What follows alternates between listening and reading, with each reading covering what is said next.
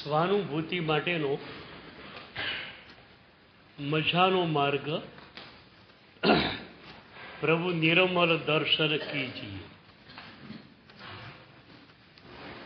એના સંદર્ભમાં ગઈકાલે આપણી વાત એ ચાલી રહી કે નિર્મળ દર્શન કેમ નથી થતા? વિચારો, અશુભ વિચારો ગમે ત્યારે મનમાં ધસી આવે છે માટે. તો એક સવાલ એ થયો, રોજની 4, 5, 6 કલાક સાધના કરનારો સાધક, એના મનમાં શું દુર્વિચાર આવી શકે ખરો? ત્યાં આપણે એક વાત પકડી કે 5-6 કલાકની સાધના પણ કોન્શિયસ માઇન્ડના લેવલની હતી, અસ્તિત્વના સ્તરની નહોતી. રાગ, દ્વેષ, અહંકાર આ બધું જ અસ્તિત્વના ધરાતલ પર છે. અનંત જન્મોથી આપણા અજ્ઞાનને કારણે આપણે જ એને પુષ્ટ કરતા આવ્યા છીએ. રાગની કોઈ તાકાત નથી. શું તાકાત છે? હું ઘણી વાર કહું છું, પ્રભુની તાકાત શું છે? અનંત જન્મોથી જે સંજ્ઞાઓને બળવત્તર તમે બનાવી છે, બધી જ સંજ્ઞાઓને એક જન્મમાં પ્રભુ તોડી શકે. If you have total surrender, નહીતર નહીં. If you have total surrender, સંપૂર્ણ સમર્પણ જોઈએ પ્રભુના પ્રત્યે. પ્રભુની આજ્ઞા એ ધર્મ, સંજ્ઞાનું કોઈ ગજુ નથી. પણ આ એક સત્વ પ્રગટવું જોઈએ. આ જન્મમાં પ્રભુ મળ્યા છે, મળેલા પ્રભુ ઘણા જન્મોમાં આપણે એમને પીછાડ્યા નહોતા. આ મારા પ્રભુ સમૃદ્ધિ આપી દે, એમની પ્રાર્થના કરું, મારા રોગ શોક ટળી જાય. આ મારા પ્રભુ અનંતા જન્મોની મારી સંજ્ઞાઓને દૂર કરી શકે છે. આ દૃષ્ટિબિંદુથી કદાચ પ્રભુને ક્યારેય નથી જોયા આપણે. મારો સવાલ છે, આ જન્મમાં પણ આ દૃષ્ટિબિંદુથી પ્રભુને હજુ સુધી કદાચ નથી જોયા. આજથી ચાલુ થઈ જશે આ કામ. મારા પ્રભુ શું કરે? મારા પ્રભુ તમારા બધાના પોતાના પ્રભુ છે. પ્રભુ કોઈના બીજાના નથી, આપણા જ છે. આપણા પ્રભુ શું કરે? આપણી સંજ્ઞાઓને ધ્વસ્ત કરી નાખે, તોડી ફોડીને ફેંકી દે. એટલે કોઈ પણ સાધકે ગભરાવાનું નથી. સાહેબ શું કરીએ? આસક્તિ મને પીડે છે. સાહેબજી શું કરું? દ્વેષ વારંવાર મને આવી જાય છે. રાગ અને દ્વેષની તાકાત શું એ તો મને કહો. તો પ્રભુની તાકાત આ છે.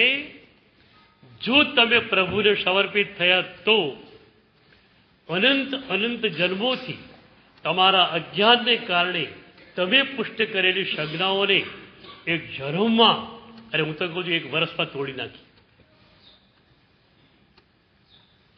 એક વર્ષનો દીક્ષાનો પર્યાય થાય. શું કહ્યું શાસ્ત્રોમાં? અનુત્તર દેવલોકનો વાસી જે દેવ છે, એની પાસે જે ચિત્ત પ્રસન્નતા છે, એના કરતા પણ એ મુનિની ચિત્ત પ્રસન્નતા વધી જાય છે. હવે તમને એક વાત સમજાવું કે દેવોમાં પણ ચિત્ત પ્રસન્નતા કેમ વધે છે. ત્યાં પણ ભલે અસ્તિત્વના સ્તરથી નહીં, પણ નિમિત્તના અભાવને કારણે રાગ દ્વેષ ઓછા થતા જાય છે. આગળના દેવલોકમાં દેવીઓ હોતી નથી, દેવીઓ સાથેનો ભોગ પણ હોતો નથી. માત્ર ક્યારેક એનું સ્મરણ કરી લે, ક્યારેક એનો શબ્દ સાંભળી લે, અને ગ્રીવેક અને અનુત્તરમાં ગયા પછી તો 24 કલાકે એમને માત્ર પ્રભુના ગ્રંથો જ વાંચવાના હોય છે. રત્નભાઈ પ્રભુના પુસ્તકો એમની સામે હોય છે, એ વાંચ્યા કરતા હોય છે. સતત માત્ર પ્રભુના પ્યારા શબ્દોમાં જ એમનું અસ્તિત્વ ડૂબેલું હોય છે. પણ છતાં ત્યાં તકલીફ એ છે કે એ જે રાગ દ્વેષ અહંકાર દેવલોકમાં થોડા ઓછા થાય છે, એ નિમિત્તના અભાવને કારણે ઓછા થાય છે. તમારી પોતાની ઉપાદાનની શુદ્ધિને કારણે નહીં. અને એટલે યોગ શતકના અંતમાં હરિભદ્રાચાર્ય આ વાત બહુ સરસ રીતે ખોલી છે. એમણે કહ્યું કે કદાચ તારી પાસે શુભ ભાવો છે કે રાગદ્વેષની ઓછાશ છે, તો એ નિમિત્તોના અભાવને કારણે છે કે તારું પોતાનું હૃદય નિર્મળ બન્યું છે માટે છે. સો મચ ડિફરન્સ બેમાં. એક માણસ છે, તાવ આવે છે, શ્વાસ ચડે છે, હિલ સ્ટેશન ઉપર જાય, સરસ લાગે એને. એની સૂકી હવા હોય, ઠંડક હોય, એકદમ પ્રદૂષણ વગરની હવા હોય, સારું લાગે એને. પણ એની જે સારપ લાગે છે એ એની પોતાની નથી, શરીરની નથી, હિલ સ્ટેશનના વાતાવરણની છે. પાછો ઘરે આવે છે મુંબઈમાં હતું એને એ શ્વાસ ચડવા માંડે છે. એને પોતાને કોઈ ફરક ના પડ્યો. એ ફરક જે પડ્યો નિમિત્તના કારણે પડ્યો. એમ તમને પણ કોઈ નિમિત્ત ના મળે તો શું ગુસ્સો કરવાના? ઘણા લોકો કે સાહેબ નિમિત્ત મળે એટલે ગુસ્સો આવી જાય. હું એની સામે હસું કે હરામખોર, નિમિત્ત વગર તું સી રીતે ગુસ્સો કરવાનો હતો? એકલો માણસ રૂમમાં બેઠેલો બખાડા પાડતો હોય તો આપણે શું કરવું પડે? મેન્ટલ હોસ્પિટલમાં ધકેલવું પડે ને. તારે એકલો બખાડા પાડે છે. તો નિમિત્તના અભાવે જે શાંતિ થઈ વાસ્તવિક નથી. તમારી હૃદયની નિર્મળતાને કારણે થયેલી શાંતિ એ વાસ્તવિક છે. આપણે ધ્યાનાભ્યાસમાં ચોથા ચરણમાં થોડી પણ શાંતિનો તમે અનુભવ કરો ને, એ પણ તમારી પોતાની નથી, યાદ રાખજો. એ વિકલ્પોના અભાવની શાંતિ છે. ઘોંઘાટ કહેવાનો શાંતિ લાગે છે, એ વાસ્તવિક શાંતિ નથી, તમારી પોતાની શાંતિ નથી. કોના જેવું તમને સમજાવું? કોઈ મુનિરાજ હોય, 45 ડિગ્રી ગરમીમાં બપોરે 12 વાગે વહોરીને આવેલા હોય, તમે એ ડામરની સડક પર ચાલતા હોય, ખુલ્લી સડક પર ખુલ્લા પગે, વૃક્ષ કાંઈ નથી, તો શરીરને ગરમી લાગવાની. ભલે એમને ના લાગે, શરીરને ગરમી લાગશે. ઉપાશ્રયમાં આવશે તો શરીરને ઠંડક લાગશે. પણ એ જે ઠંડક છે એ શિયાળાની ઠંડક જેવી નથી. માત્ર તડકાનો અભાવ થયો એની ઠંડક છે. એમ ધ્યાનાભ્યાસમાં થોડી પણ શાંતિ પકડાતી હોય તો એ વાસ્તવિક શાંતિ નહીં માનવાની. તમારી પોતાની શાંતિ એ નથી, તમારો પોતાનો સંભાવ એ નથી, વિકલ્પોના અભાવને કારણે થયેલી શાંતિ છે. આપણે વાસ્તવિક શાંતિ જોઈએ છે. એટલે પ્રભુનો સાધુ, પ્રભુની સાધ્વી જે સંપૂર્ણતયા પ્રભુને મૌન વચન કાયાથી સમર્પિત છે. પ્રભુ એને કેટલીક કાયાપલટ કરી શકે. પ્રભુ કે એક જન્મની ક્યાં જરૂર છે મારે? 1 વર્ષમાં તારી કાયાપલટ કરી નાખું. 1 વર્ષની અંદર એને આખી ઊંચી ભૂમિકા મૂકી દે. શાસ્ત્રોને દૃષ્ટાંત આપવું પડ્યું કે અનુત્તરવાસી દેવોની ચિત્ત પ્રસન્નતા કરતાં પણ વધુ ચિત્ત પ્રસન્નતા છે. પણ અનુત્તરવાસીની ચિત્ત પ્રસન્નતા જોડે ખરેખર મુનિની ચિત્ત પ્રસન્નતાને સરખાવી પણ ન શકાય. મુનિની ચિત્ત પ્રસન્નતા ભીતરથી આવેલી છે. તો બોલો, પ્રભુ કેટલા મોટા જાદુગર છે. અનંત જન્મોની તમારી સંજ્ઞાઓને, તમારી વાસનાઓને 1 વર્ષમાં તોડી ફોડીને ભક્કો કરી નાખે. એ પ્રભુ મને અને તમને બધાને મળ્યા છે. તમારા ઉપર પ્રભુ એ જ કામ કરવા માંગે છે. પ્રભુને ભેદભાવ નથી. હો, મારો સાધુ બન્યો એટલે વધારે આપવું, એને શ્રાવક બન્યો ઓછું આપ્યું નહીં. ડેડિકેશન જોઈએ છે, માત્ર સરેન્ડર. ટોટલ સરેન્ડર થઈ જાઓ. અત્યારે સાધના કરવા છતાં તમારી સમર્પિતતા ક્યાં છે બોલો? તમારી વાત રહી સાધુ સાધ્યોની વાચનામાં હું એમને પૂછ્યું છું કે તમારી સમર્પિતતા ક્યાં છે બોલો? પ્રભુની આજ્ઞાનું પાલન શરીરના સ્તર ઉપર થાય છે, મનના સ્તર ઉપર શું? મન કોને સોંપ્યું છે બોલો? એક તમારી જાગૃતિ છે. મારા મનની અંદર એક સેકન્ડ માટે પણ પ્રભુને અસંબદ્ધ વિચાર ન આવી શકે. અને એક સેકન્ડ એવો વિચાર આવ્યો તમે તરત જ ગુરુદેવ પાસે પ્રાયશ્ચિત્ત લઈ લો. છે આ જાગૃતિ તમારી પાસે? મિનિટોની મિનિટો સુધી અશુભ ભાવ ચાલતો હોય, તમને ખ્યાલ સુદ્ધા નથી હોતો. બારીકાઈથી જુઓ, 24 કલાકમાં શુભ ભાવોમાં કેટલો સમય રહો છો, અશુભ ભાવમાં કેટલો સમય રહો છો, હવે પણ જુઓ. અને મારે તો તમને શુભમાં પણ રાખવા નથી, શુદ્ધમાં લઈ જવા છે.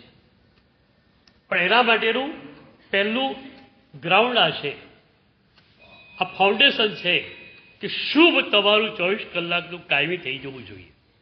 એ તમારા માટેની એક સાધના એ થઈ કે શુભ યોગોમાં 24 કલાક મનને રાખવું. શ્રાવકો માટે શરીર શુભમાં જ રહેવું ન બની શકે. ઓફિસે પણ જાય કે ધંધો પણ કરે, બધું જ કરે, શરીર ત્યાં હોય, મન ક્યાં હોય? શ્રાવકની વ્યાખ્યા એ છે કે જેનું શરીર સંસારમાં છે, જેનું મન ભગવાનમાં છે, એ શ્રાવક. ફરીથી, જેનું શરીર સંસારમાં છે, જેનું મન ભગવાનમાં છે, ભગવાનની આજ્ઞામાં છે, એ શ્રાવક. 24 કલાક પ્રભુની આજ્ઞાનું ચિંતન, પ્રભુની આજ્ઞાનું પાલન મનથી તો કરવું જ છે તમારે. પણ જુઠ્ઠું બોલાઈ ગયું, દર્દ થયું, હું કહી દઈશ પ્રભુની આજ્ઞાના પાલક તમે થઈ ગયા. જૂઠું બોલવું નથી, જૂઠું બોલવું પડ્યું. હું તમને કહીશ કે તમે પ્રભુ આજ્ઞાના પાલક છો, જો દર્દ થયું તો. એક ભાઈની વાત મારા ખ્યાલમાં છે. ઓફિસે બેઠેલા, નાનકડો ધંધો હતો, માંડ રોટલી દાળ ભેગા થઈ શકે એમાંથી.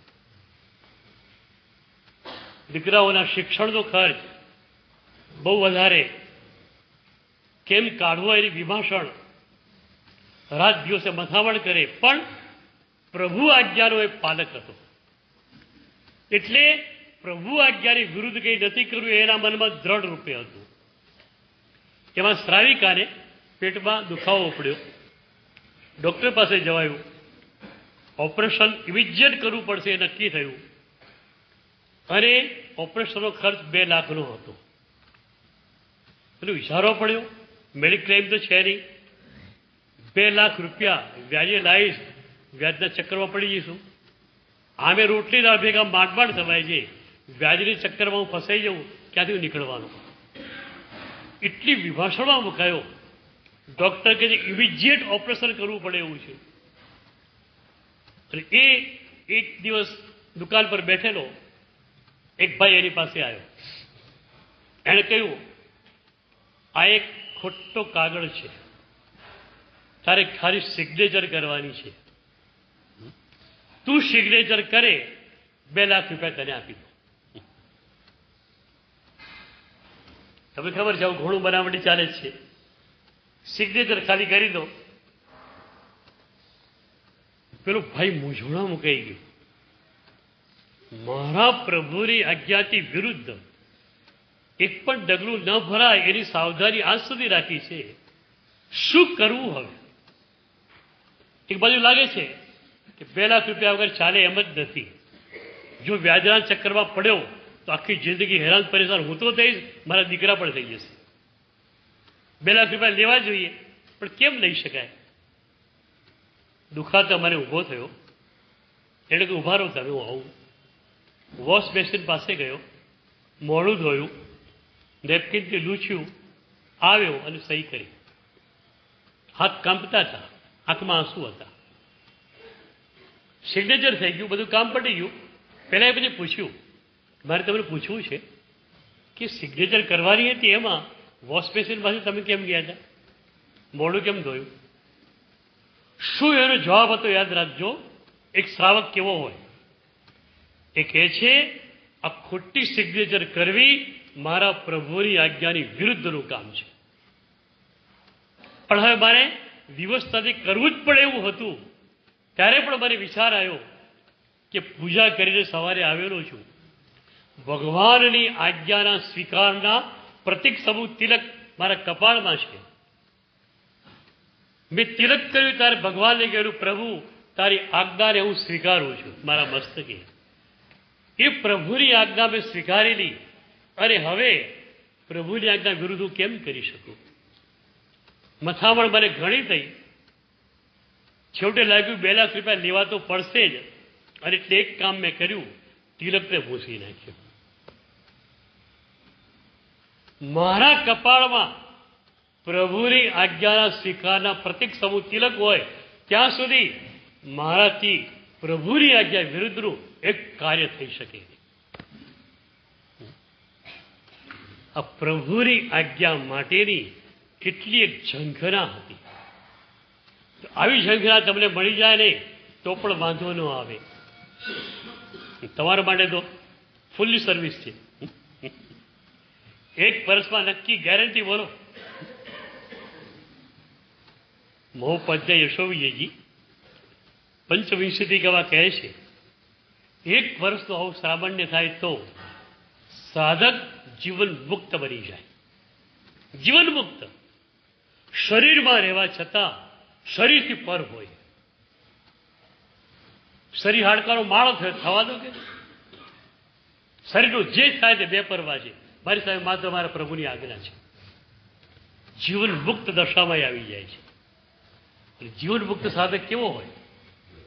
5 દિવસ ખાવાનું નથી પડ્યું એટલે ખ્યાલ નથી, મેં નથી ખાધું, અને કદાચ 1 કલાક પછી ખાવાનું આપી તો ખાઈ લે છે. અત્યારે આવા સાધકો છે, 8 વાગે ખાધું, 9 વાગે કોઈ આપી દે, એનો દેહ બોધ સમાપ્ત થયેલો હોય છે. મેં 8 વાગે ખાધું એને ખબર જ નથી, કારણ કે એને એનું મન સંપૂર્ણતયા પ્રભુને સોંપી દીધેલું હોય છે. તમે એક કામ કરો, તમારું મન ટોટલી પ્રભુને સોંપી દો. રામકૃષ્ણ પરમહંસ આપણા યુગના બહુ મોટા સંત. એકવાર એમને ગળાનું કેન્સર થયેલું. એમને કોઈ ફરક પડતો નહોતો. કેન્સર થાય તો શું, આજ મરી જવાય તો શું, કોઈ ફરક નહોતો. ભગવદ્ ગીતામાં શ્રી કૃષ્ણે કહ્યું કે મૃત્યુ એટલે શું? વસ્ત્ર જૂનું થયું તો કાઢી નાખવાનું, નવું વસ્ત્ર પહેરી જવાનું. મૃત્યુ અને જીવન છે જ. શરીર જૂનું થઈ ગયું, કાઢી નાખો, નવું લઈ લો, આ મૃત્યુ. તો રામકૃષ્ણ પરમહંસ માટે ન કેન્સરનો કોઈ સવાલ હતો, ન મૃત્યુનો કોઈ સવાલ હતો, પણ શિષ્યો માટે સવાલ હતો. શિષ્યોએ કહ્યું, ગુરુદેવ તમારું ઉપનિષદ, તમારું માત્ર હોવું અમારા માટે જરૂરી છે. મને આપ બોલી નથી શકતા, ગળાનું કેન્સર છે, કોઈ વાંધો નથી. આપનું અસ્તિત્વ, આપની બોડીમાંથી જે ઉર્જા નીકળે છે એ ઉર્જા અમને પ્યોરિફાઈ બનાવી દે છે. એટલે ગુરુદેવ આપનું રહેવું જરૂરી છે. તો આપ તો ઈચ્છા સિદ્ધ યોગી છો, ખાલી પ્રભુના ચરણોમાં પ્રાર્થના કરો, કેન્સર મટી જવું જોઈએ. જરૂર આપના માટે કોઈ ઈચ્છા નથી, અમારા માટે કેન્સર મટી જવું છે, કેન્સર મટી જ જાય. રામકૃષ્ણજી હસ્યા, બોલ્યા, હસ્યા કાંઈ બોલ્યા એવું હતું પણ નહીં. 3 દિવસ પછી ફરી શિષ્યએ પૂછ્યું, સાહેબ ભગવાને આપણે કહ્યું, ત્યારે એમણે લખીને આપ્યું કે હું તો 24 કલાક મારા મનને ભગવાનમાં જ રાખું છું. તો ભગવાનમાં રહેલા એ મનને આ નાનકડા શરીર ઉપર ફોકસ કેવી રીતે કરું? હું 24 કલાક માટે ભગવાનમાં રહેલા મનને હું શરીર પર ફોકસ કેવી રીતે કરું?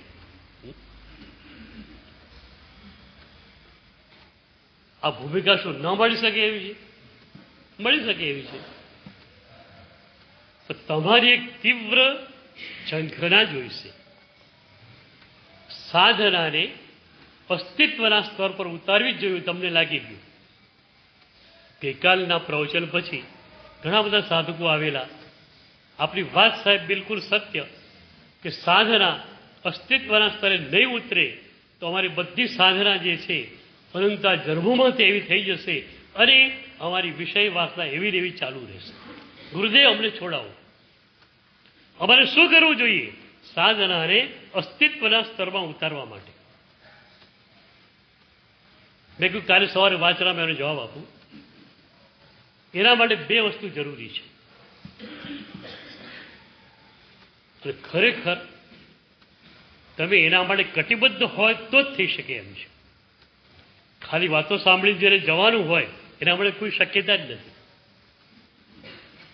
સાધનાને મારે પ્રભુએ આપેલી અમૃત સાધનાને મારે અસ્તિત્વના સ્તર પર ઉતારવી છે. એની પ્રબળ ઝંખના જોઈએ. પ્રબળ ઝંખના.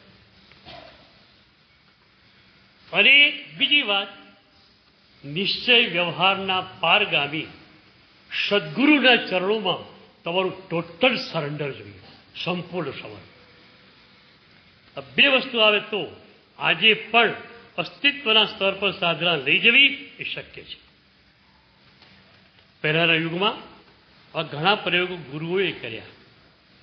ચુનંદા સાધકોને ભેગા કર્યા અને ચુનંદા સાધકો જે સંપૂર્ણતયા ગુરુને સમર્પિત હતા અને તીવ્ર ઝંખનાવાળા હતા, ગુરુએ એના ઉપર કામ કર્યું અને બધાને રિઝલ્ટ આપી દીધું. ગુરુ તરફથી પ્રોમિસ હોય છે. તમારી પાસે બે વસ્તુ થઈ ગઈ: તીવ્ર ઝંખના સ્વાનુભૂતિ માટેની સાધનાને અસ્તિત્વના સ્તરે ઉતારવાની અને સંપૂર્ણ સદગુરુ સમર્પિતતા. બે વસ્તુ તમારી પાસે આવી. અમારું પ્રોમિસ હવે તમને ત્યાં પહોંચાડી જ દઈએ. સવારે જ બે વસ્તુ તમારી પાસે જોઈએ. પણ ગુરુદેવ આપે કહ્યું તો બરોબર છે, પણ આટલું બધું થાય એવું નથી. ના, એ વાત નહીં. સદગુરુને ટોટલ સરેન્ડર તમે હો. કોઈ પણ સદગુરુ જે આ વિષયમાં ઊંડા ઉતરેલા છે, ધ્યાનમાં, સાધનામાં, અને જેનું જીવન બાહ્ય બધી જ પ્રક્રિયાઓથી મુક્ત છે, માત્ર આંતર જગતમાં જે ડૂબેલા છે. આપણે ત્યાં થયા પન્યાસ ભદ્રંકર વિજય ગુરુદેવ, કલાપૂર્ણેશ્વરી દાદા, આવા જે વિરલ વ્યક્તિત્વો હતા, એવા યોગી પુરુષો જે છે એમના ચરણોમાં જીવનને સમર્પિત કરી દેવું પડે. એક તો તીવ્ર ઝંખના હોય, ગુરુદેવ મને આપો, આ મને આના વિના ચાલે એમ નથી. એક તલપ, એક ઝંખના એવી હોય, આના વિના ચાલી જ ન શકે. આ જીવન આના માટે જ છે. અને પછી ગુરુદેવના ચરણોમાં સંપૂર્ણ સમર્પણ. આપણા યુગમાં પન્યાસ ગુરુદેવ ભદ્રંકર વિજય મહારાજ સાહેબની નિશ્રામાં આવું એક કાર્ય થયું. એક મજાનું વર્કશોપ. પન્યાસજી ભગવાન શ્રેષ્ઠ કક્ષાના યોગી પુરુષ. એમનો એક એક શબ્દ આજે મંત્ર જેવો ગણાય છે. સંપૂર્ણ જેના ગમોને એમણે આત્મસાત કરેલા, પ્રભુની વાતોને સંપૂર્ણતયા એમણે આત્મસાત કરેલી. એમનું જીવન માત્ર ને માત્ર પ્રભુ આજ્ઞામય બની ગયેલું. અને એવા યોગી પુરુષની સુગંધ તો ફેલાયા વગર રહે જ નહીં. તો આપણા યુગના એ વખતના શ્રેષ્ઠ ચુનંદા સાધકો બધા એમના ભક્ત બની ગયા. હિંમતભાઈ બેડાવાલા, સ્વામી ઋષભદાસજી, શશિકાંતભાઈ મહેતા, ટોપમોસ્ટ ચિંતકો. સ્વામી ઋષભદાસ બહુ મોટા ચિંતક, હિંમતભાઈ બેડાવાલા બહુ મોટા સાધક, રાતોની રાતો કાયસર્ગ ધ્યાન કરનારા. આવા બધા શ્રેષ્ઠ સાધકોનો એક જમાવડો સાહેબ પાસે થયો. કારણ કે બધાને ખ્યાલ આવ્યો અમારી ભૂખને અહીંયા સંતોષી શકાશે. પછી એ લોકો એ સદગુરુને ટોટલ સરેન્ડર થઈ ગયા. એક ગૃહસ્થ શિષ્ય હોવા છતાં એક સાધુ કરતા પણ વધારે સમર્પિત થઈ ગયા ગુરુદેવ. ગુરુદેવનો એક શબ્દ એમના માટે જીવન મંત્ર. અને એક સદગુરુએ એ બધાને પ્રાપ્તિ કરાવી દીધી. એ સદગુરુ તરફથી કોલ નક્કી જ હોય છે, યોગક્ષેમ ભામ્યામ, હું તને પહોંચાડી જ દઉં. તમારી પાસે બે ચીજ જોઈએ, તીવ્ર ઝંખરા આ જોઈએ જ, મસ્ત, આના વિના ચાલી ન શકે. અને બીજું, સદગુરુના ચરણોમાં સંપૂર્ણ સમર્પણ. આજે લોકો છે ને ભટકી જ રહ્યા છે. આ ગુરુ પાસે ગયા, કોઈ હિન્દુ ગુરુ પાસે જાય, કોઈ યોગના ક્લાસીસમાં જાય, પછી આ ના ફાવે તો બીજામાં જાય, બીજામાંથી ત્રીજામાં જાય. શું પડા આનાથી કંઈ મળી શકે ખરું? આજે એક સ્ટુડન્ટ હોય, મેડિકલમાં ગયો છે, એક વર્ષ અમેરિકાની યુનિવર્સિટીમાં ભણ્યો, બીજો વર્ષ લંડનની યુનિવર્સિટીમાં ભણે, ત્રીજું વર્ષ બોમ્બેની યુનિવર્સિટીમાં ભણે, ડૉક્ટર થઈ શકે ખરે? યુનિવર્સિટી એક જ હોય, એમ સદગુરુ એક જ હોય. આજે જે ખોટે છે ને એ ઝંખના અને સમર્પણ બે ખોટે છે. ઝંખના અને સમર્પણ હોય તો પ્રાપ્તિ આ રહી, પ્રાપ્તિ ક્યાં દૂર છે. તીવ્ર ઝંખના ક્યાં છે? અત્યારે સાંભળશો, હા મળવું જોઈએ. લોકો ઘણા બને કે સાહેબ આપણે સાંભળીએ છીએ, જ્યારે ઈચ્છા થઈ જાય કે મળવું જ જોઈએ, તો 4 દિવસ અસર રહે છે, પછી હતા એના એ થઈ જઈએ છીએ. મતલબ એ છે તીવ્ર ઝંખના નથી. ભિખારીને કરોડપતિ બનવાની ઝંખના છે, એટલે 2-4 દિવસ રહે એને સાંભળવું પડે પ્રવચન કે કરોડપતિ બનવું જરૂરી છે. એટલે બનવા લાગી કે હું ભિખારી તરીકે રહું, ચાલે છે નહીં, મારે પૈસાદાર બનવું જ જોઈએ. ભલે બાહ્ય દુનિયામાં છે, પૈસાદાર બનવું તો જ મારી કોઈ પ્રતિષ્ઠા રહે. તમને લાગવું જોઈએ કે આટલું બધું કર્યા પછી પણ હું ખિસ્સા ખાલી માણસ છું. જો મારી પાસે પ્રભુની આજ્ઞા પ્રત્યેની શ્રદ્ધા નથી, ગુરુ પ્રત્યેનું સમર્પણ નથી અને એના માટેની ઝંખના નથી, તો હું ખિસ્સા ખાલી માણસ છું. તમારી વાત નહીં, અમારી વાત પણ એ જ છે. ભગવાને આચાર્ય સૂત્રમાં શું કહ્યું ખબર છે? દુર્વસુ મુનિ અણાણાય, દુર્વસુ મુનિ અણાણાય. જે મારી આજ્ઞાની બહાર છે એ ખિસ્સા ખાલી માણસ છે. દુર્વસુ, દુર્વસુ, એની પાસે કોઈ ધન છે જ નહીં, આત્મિક ધન. તો અમને પણ આ ઝંખના ન થાય, હવે ખિસ્સા ખાલી માણસો છીએ. અને અમારો સંસાર કેમ ચાલુ રહે બોલો? હવે જો સંસારમાં કેમ જન્મ લઈએ છીએ? કારણ એક જ, અમારી તીવ્ર ઝંખના જાગી જ નહોતી. આ ભૂમાં અમારી તીવ્ર ઝંખના છે તો આગામી જન્મો અમે પ્રાપ્તિ કરવાના જ છીએ, ચોક્કસ. આવી તીવ્ર ઝંખના પહેલા અમને થઈ જ નહોતી. તો લાગે છે તમને કે આવી તીવ્ર ઝંખના તમે કરી શકો? એના માટે પણ પ્રભુની પ્રાર્થના કરો. પ્રાર્થના એ આપણું શ્રેષ્ઠમાં શ્રેષ્ઠ માધ્યમ છે. પ્રભુને કીધું, પ્રભુ અમારે જોઈએ. ભીની ભીની આંખથી ગળાના ડુસકા સાથે પ્રાર્થના કરો. પ્રભુ તું મળ્યો અને ખાલી માણસ તને શોભે છે? પ્રભુને કહી દો. પ્રભુ કે મને જ નથી શોભતું, પણ તને ખટકતું નથી, હું શું કરું? તમને ખટક્યું ક્યારે? આવા પ્રભુનો હું ભક્ત અને આવી દરિદ્ર હાલતમાં હું કરોડપતિની દીકરી 5 વર્ષથી અબોધ છે અને ખબર નથી. એ કદાચ કોઈ જગ્યાએ ચોકલેટ વેચાતી હોય, લાઈનમાં ઊભી રહે ને, બીજાને એને જોઈને હસવું આવે. આ દીકરી, એનો બાપ આખી ચોકલેટની દુકાનો ખરીદી શકે એમ છે, પણ એ એક ચોકલેટ લેવા માટે લાઈનમાં ઊભી છે. તમારી હાલત જોઈને અમને શું થાય બોલો? જેને આવા પરમ પિતા મળ્યા, આપણી પરમ માતા મળી, જીરાવાલા દાદા, અનશ્વર સંપત્તિના માલિક, શાશ્વત સંપત્તિના માલિક પ્રભુ આપણને મળ્યા. આપણે સાવ ખિસ્સા ખાલી હોય કેમ ચાલે? પણ આ વાત જે અત્યારે કહું છું એ ભીતર સુધી નહીં જાય તો 2-4-10 કલાક ભીંજામણ રહેવાની, પછી એ જ પાછી તમે જંજાળમાં પડી જવાના છો. આવી વાતો મેં આટલા મોટા ઓડિયન્સની સામે પહેલી વાર નથી કહી, ઘણી વાર કહી છે. જો કે રિઝલ્ટ મળ્યું છે, નથી મળ્યું નથી કરતો, પણ મારે જોઈએ છે એવું રિઝલ્ટ મને નથી મળતું. રિઝલ્ટ ક્લાસમાં મળે છે ક્યારેક, 2-4-5 સાધકો આવા મળી જાય છે જેના ઉપર કામ હું શરૂ પણ કરી દઉં છું. મારે માસમાં કામ કરવું છે, કારણ તમને બધાને આવા સ્પર્શી જાય તે બધા રીતે કામ કરવા મંડી પડો અને પ્રભુની સાધના તમને મળે, અમને આનંદ હવે છે ને. અમારા જીવનમાં બીજું કંઈ છે જ નહીં. પ્રભુ મળી ગયા, સદગુરુ મળી ગયા, સાધના મળી ગઈ.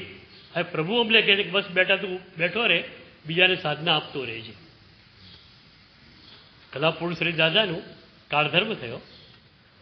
પછી એક ભક્ત મળેલો, આંખમાં આંસુ. એ દાદા ગયા એટલે કેટલું બધું આમ મનની અંદર આઘાત લાગેલો હોય. એ ભક્તની આંખમાં આંસુ કે સાહેબ ગુરુદેવનું મિશન કેટલું સરસ ચાલતું હતું. સાહેબ જ્યાં જતા એમના પુણ્યના ઉદયથી બસ હજારો લોકો પામી જતા.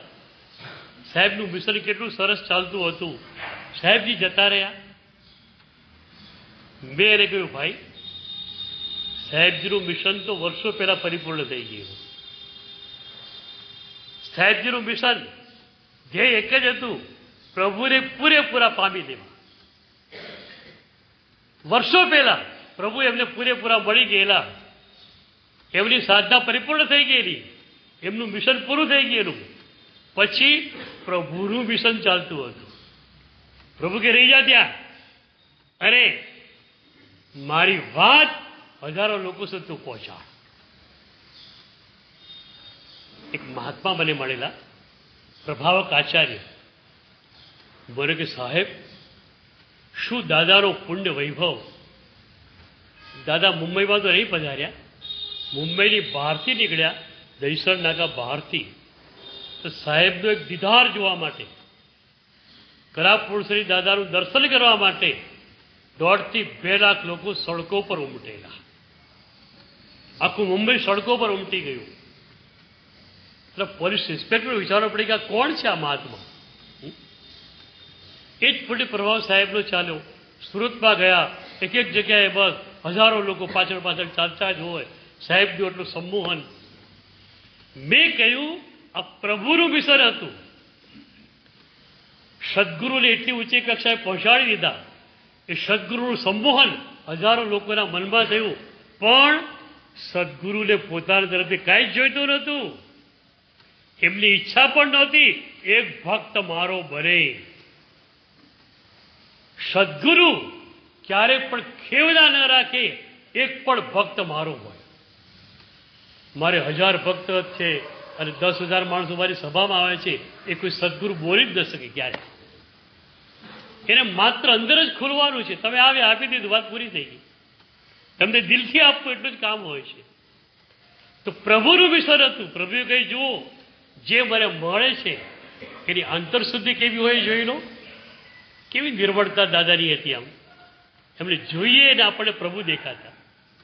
તો પ્રભુ કહેતા હતા જુઓ જે મને પામે છે એની અંતરશુદ્ધિ કેવી હોય જુઓ, અને બાહ્ય પુણ્ય વૈભવ એનો કેવું થઈ જાય જુઓ. એટલે દાદાના માધ્યમે પ્રભુ કહેવા માંગતા હતા કે ભાઈ મારા સુધી આવો તમે, તો તમને પણ આવું મળી જાય. તે મહાત્મા મને કે સાહેબ શું દાદાનો પુણ્ય વૈભવ. મેં કીધું તમે દાદાનો પુણ્ય વૈભવ તો જોયો, દાદાની અંતર સુધી જોઈ નહીં. મેં કીધું એ પ્રભુ મળી ગયા. જે નિર્મલ હૃદય દાદાને મળ્યું એના કારણે આ બધું હતું.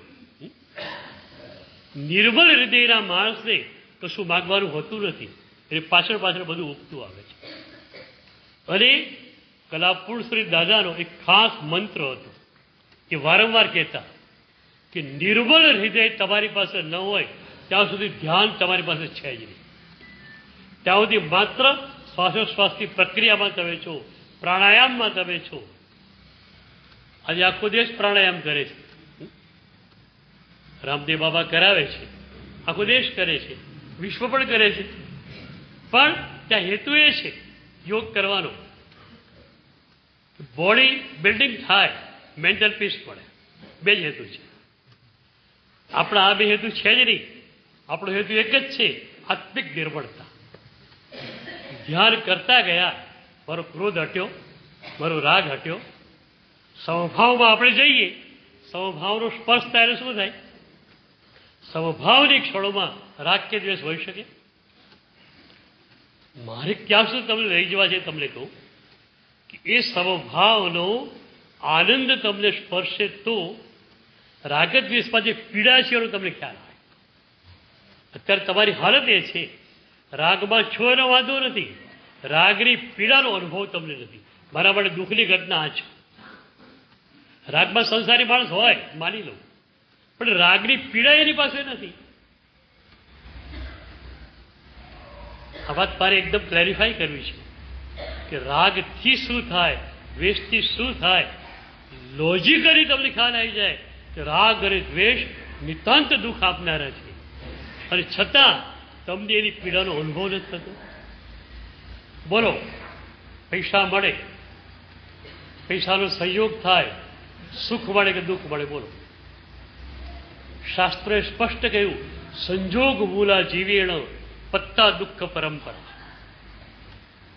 પદાર્થોના, વ્યક્તિઓના સંયોગથી જ દુઃખોની પરંપરા સર્જાય છે. એક ગામનો માણસ હતો, રૂનો વેપાર કરતો. એમાં એક વાર તેજી આવી ગઈ, લાખ રૂપિયા થઈ ગયા. એ જમાનો લક્ષાધિપતિ, રાજનો અબજોપતિ. લાખ રૂપિયા બહુ મોટી વસ્તુ. રૂપિયો ગાળાના પહેલા જેવડો હતો. તો લાખ રૂપિયા જયારે થયા ને તો કૂદવા માંડ્યો.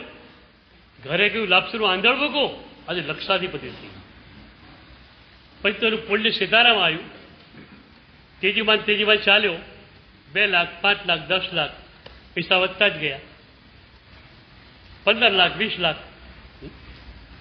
બરોબર. લાખ મળ્યા ત્યારે બહુ આનંદ હતો.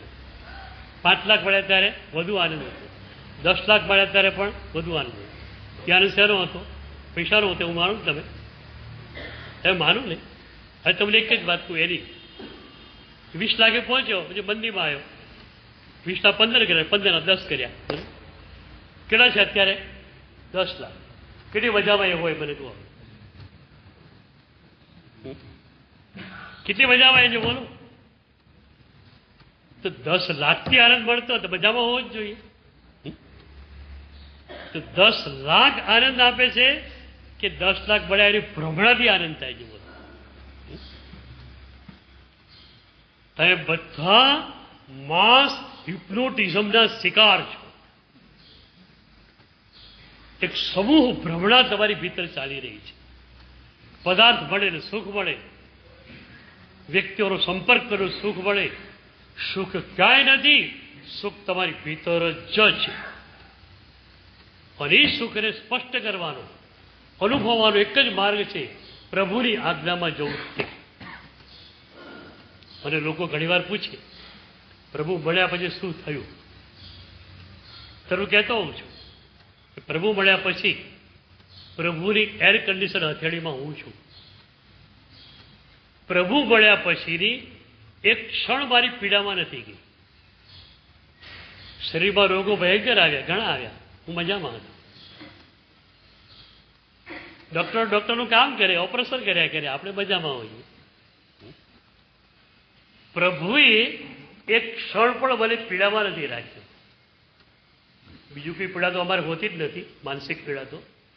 શારીરિક રોગો આવ્યા, કશું થયું, મજામાં ને મજામાં. આનંદની ધારા ક્યારે તૂટી જ નહીં. પ્રભુ આ આનંદ આપે છે આપણને. તો આપણી મૂળભૂત વાત ચર્ચવાની બાકી છે થોડી, કે સાધનાને અસ્તિત્વના સ્તરે લઈ જ જવી છે. અને એના માટે 2 વસ્તુ ખાસ જોઈશે. તીવ્ર ઝંખના સાધનાને અસ્તિત્વના સ્તરે ઉતારવાની, અને સદગુરુ સમર્પણ. સમર્પણ પણ મન ફાવતું નહીં, ફાવતી ગુરુની આજ્ઞા માની. નક્કી કોણ કરે ગુરુની આજ્ઞા પર? મન નક્કી કરે. મનને અનુકૂળ છે આજ્ઞાનો સ્વીકાર, મનને પ્રતિકૂળ છે આજ્ઞા પ્રત્યે સાહેબ આ તો નહીં ફાવે. કેમ? આ તમારી હાલત આ છે, આમની હાલત શું હોય? પરમાત્માને સંપૂર્ણ ત્યાં સમર્પિત થયેલા સાધુ સાધ્યોની હાલત આ હોય તો શ્રાવકોની હાલત શું હોય?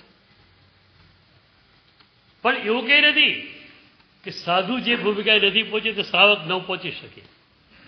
આંતરદશામાં તમે આગળ જઈ શકો છો.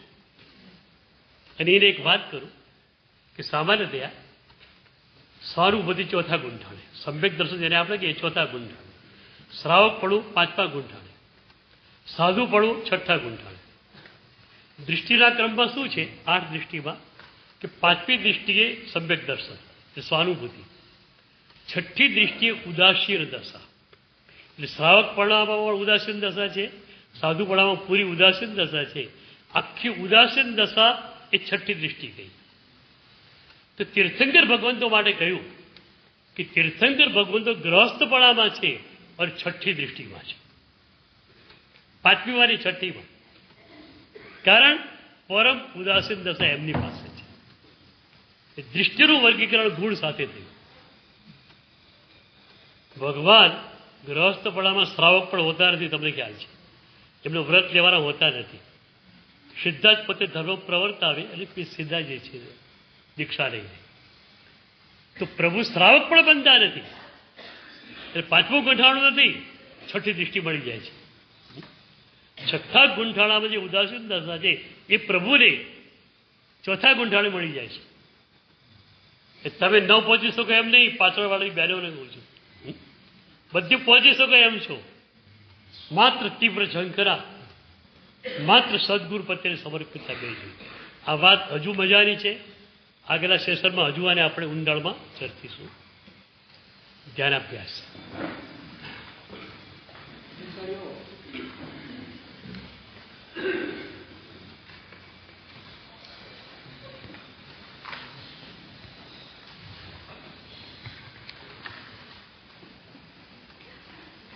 પૂજ્ય ગુરુદેવે હમણાં જે મહાન વિભૂતિઓ, 2 મહાન વિભૂતિઓની વાત કરી, પરમ પૂજ્ય પન્યાસ પ્રવર શ્રી બજરંગર વિજયજી મહારાજ સાહેબ, આધ્યાત્મ યોગી કલાપૂર્ણ સુરેશ્વરજી મહારાજ સાહેબ, આવા આધ્યાત્મના પ્રદેશમાં જેમણે ખેડાણ કર્યું છે અને અનેકોને સાધના કરાવી છે તેવા અનેક મહાત્માઓ સાહેબે કીધું કે અહીંયા આગળથી જશું પાછું ખિસ્સા ખાલીખમ.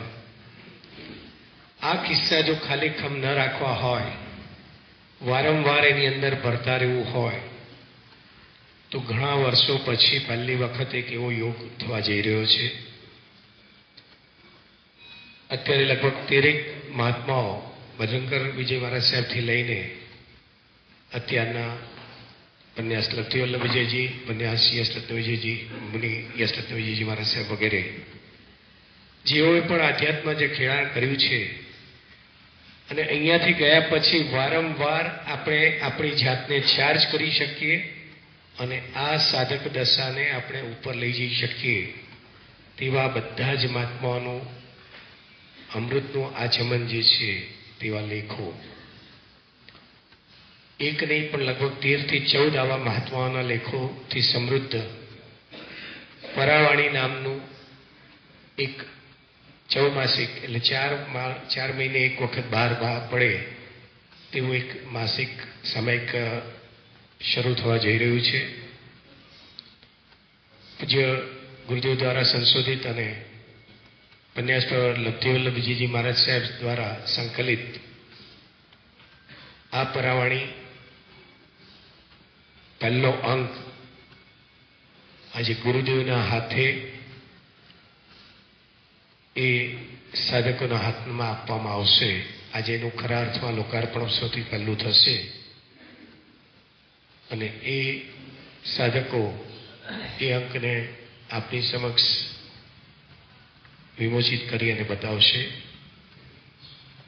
આ કાર્યક્રમ આજની બીજી એટલે કે 11 વાગ્યાની જે આપણી સેશન પૂરું થશે વાંચનાનું ધ્યાન અભ્યાસ શરૂ થતાં પહેલાં 11 વાગે આ પ્રસંગ રહેશે અને તેનું લવાજમ વગેરે જે ભરવાની વ્યવસ્થા છે તેના થોડાક ફોર્મ અને થોડીક કોપીઓ અહીંયા આગળ આવેલી છે.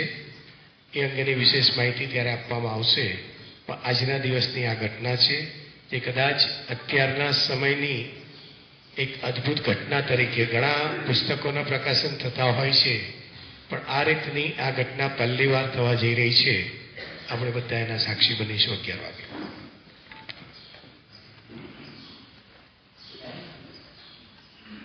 आंखें बंद, शरीर स्थिर.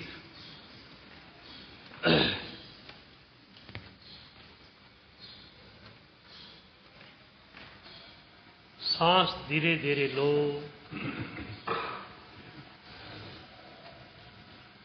धीरे धीरे छोड़ो.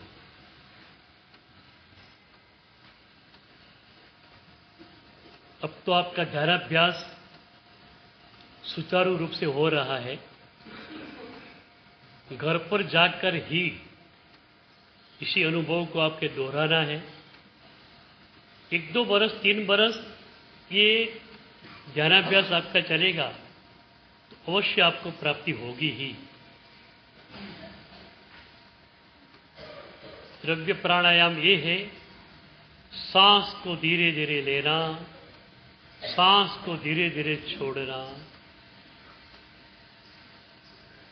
अब द्रव्य प्राणायाम को भाव प्राणायाम करने के लिए जब भी सांस लेते हुए आप शुभ भावना को प्राप्त करो. हमारे चौपास एटमॉस्फेयर में, इथर में शुभ भावों बहुत ही इकट्ठे हुए हैं. आप उसको रिसीव करेंगे. जब भी सांस लें, स्वभाव के आंदोलन को ग्रहण करें. जब भी सांस छोड़े, भीतर में जो अशुभ भाव है, क्रोध है, उसे बाहर निकालें. 1-2 मिनट इस प्रक्रिया में लगे रहे.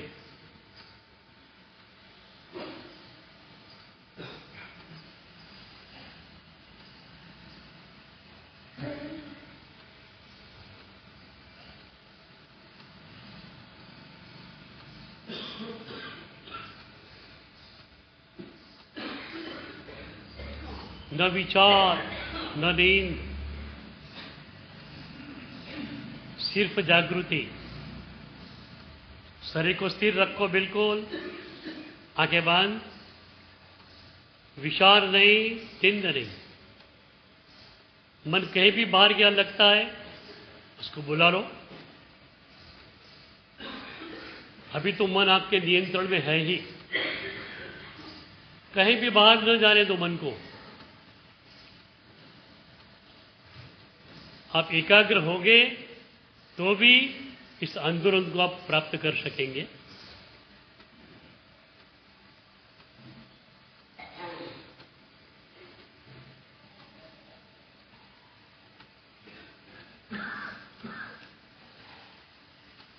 अब सांस लेने की और छोड़ने की प्रक्रिया को चालू रखो.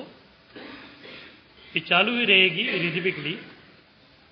अब ये दृष्टि बिंदु लाना है कि शरीर सांस ले रहा है, शरीर सांस छोड़ रहा है, मैं उसे देख रहा हूं.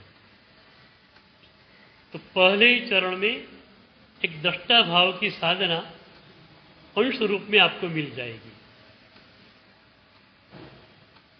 शरीर सांस ले रहा है, शरीर सांस छोड़ रहा है. आप सिर्फ उसके दृष्टा हो.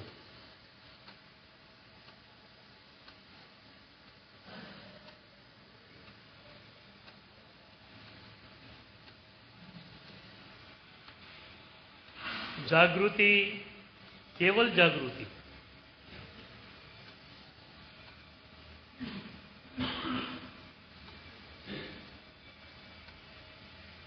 मन की एक बात सदा से रही है, चलना फिरना, थक जाए तो ऊंघ जाना. मन को विचार करने की आदत पड़ गई है,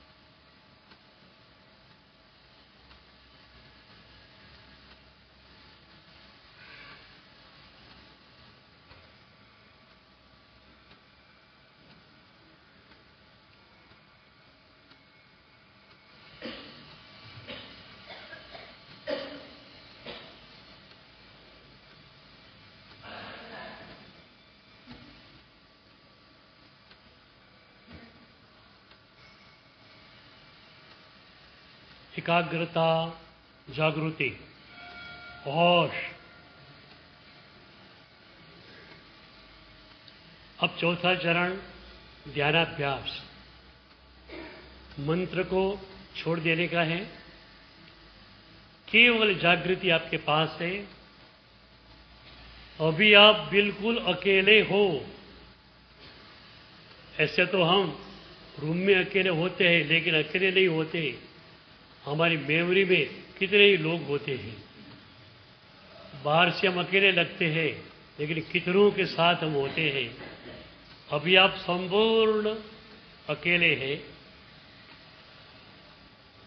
सिर्फ आप ही है। There only you are, only। आपकी जागृति आपकी ही है, आपका गुण है। अब विचार को भी विदा कर दो, मन को भी विदा कर दो, सिर्फ आप है। अब मन की आवश्यकता न रही। आप देखो आपके गुण को, अनुभूत करो। ये जो शांति आपके भीतर है, एक दिव्य शांति आपके भीतर है, उसे अनुभूत करो। कैसी सुंदर साधना प्रभु ने दी है।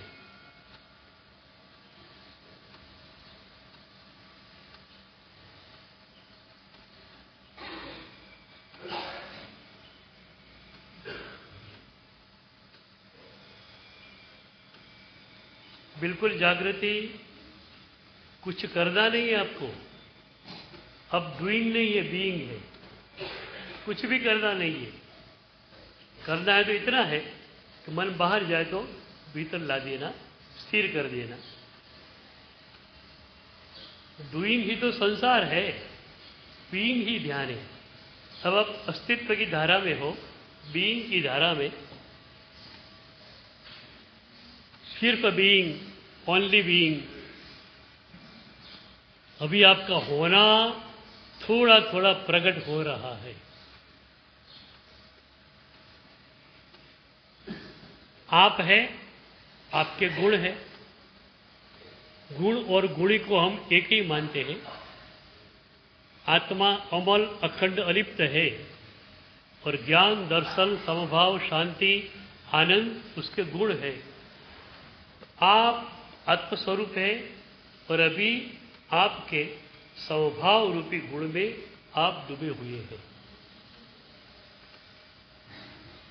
शांति का अनुभव होगा ही जब मन बाहर नहीं है। भीतर तो मन का खास उपयोग भी नहीं है, तो केवल जागृति है, तो फिर शांति का अनुभव होगा ही। न हो तो भी कुछ बात नहीं। अपन को ये अभ्यास करना है, ये ध्यान नहीं है। ध्यान में तो अनुभव होता ही है। ये हमारा ध्यानाभ्यास है। हम प्रारंभिक साधक है, ध्यानाभ्यास करेंगे। सिर्फ 1 मिनट गहराई से डटे रहे।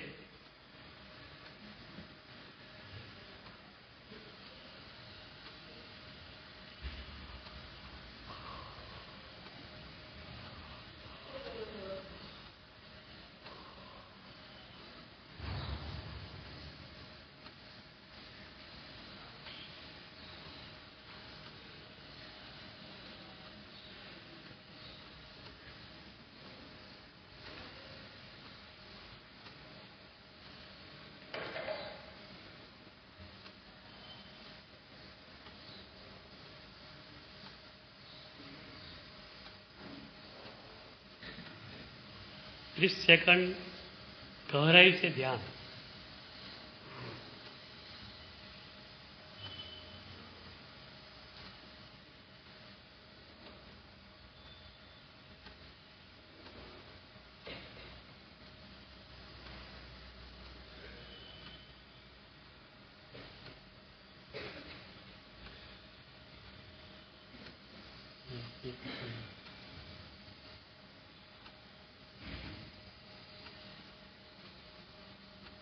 विद्धरा मे पश्यन्तु